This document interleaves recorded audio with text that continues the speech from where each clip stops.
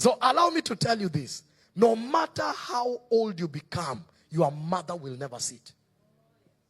Please, that one, just understand that early. No matter how big you become, a rugby player, basketballer, taller than you are, everyone, there is no one day they will ever see you as a grown-up. Because they still see the person who depended on them. Now, the problem is, this stage called youth attracts attention from heaven and from hell. The second thing, your life, your future is shaped by how you handle your youth stage. In short, the future has begun. How you handle your youth stage matters a lot. A report has been done. Many people who are in addictions, they began in the youth stage. Many people who are in jail, they began their mannerism while in the youth stage. So this is a recruitment stage. And there are 5 C's that dominate in the youth gate. 5 C. Number 1, it is the stage of conflict. It's the stage of conflict. When I talk of conflict, it's both inside conflict and outside conflict. It's the age of conflict. Even you don't know what you want in life. When I went to school, I was told some people came as doctors. They will leave as patients. You literally wanted to pursue a career in becoming a doctor. But because you don't know what you want. Some of you right now, when your parents ask you, so what do you want to do? And you're like, I want to be a DJ. And they're like, are you mad? DJ.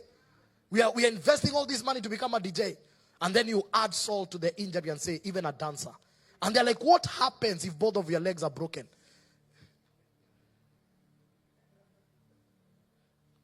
One wise man told me, use what is in your pocket to put something in your head.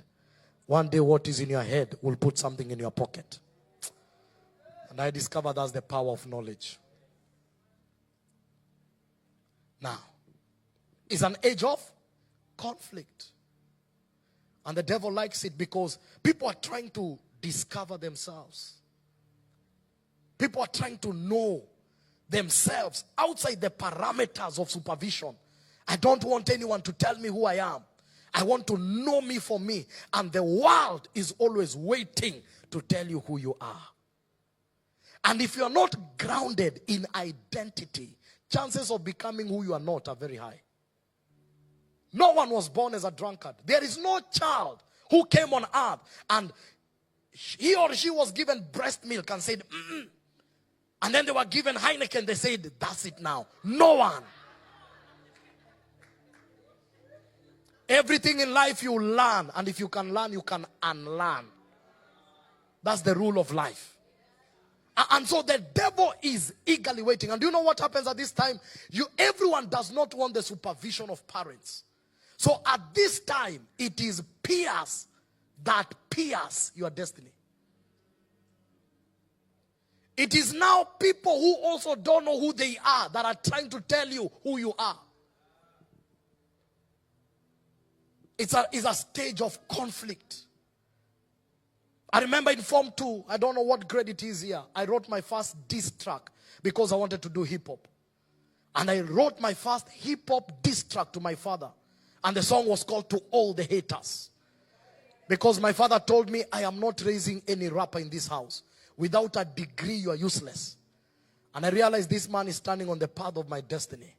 I wrote a song called To All the Haters. And one day my mother asked me, now because you're in Narok, show me one rapper that has made it in music. I began to mention people in my age, Eminem, Tupac Shakur. And she was like, no, leave America. Leave UK, here, Kenya, mention one. And I remember that conflict lasted for so long that the first time I hugged my father was during my graduation, when I received my degree in BSc Geology. And we prepared each other. My dad told me, let's greet each other the church way. So I hugged him as if he was burning. It was the shortest, but the most memorable hug. Why? Because I thought the man was against my life.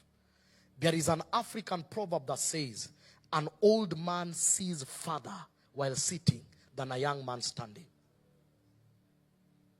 There is something that comes with age. And one day my dad came in my office And he looked at me and I told him, you are my hero. If you never became tough with me, then life would have taught me something. Because this age, people want freedom. And they want to explore. And they want to be rebellious. So this is the place of what we call tough love.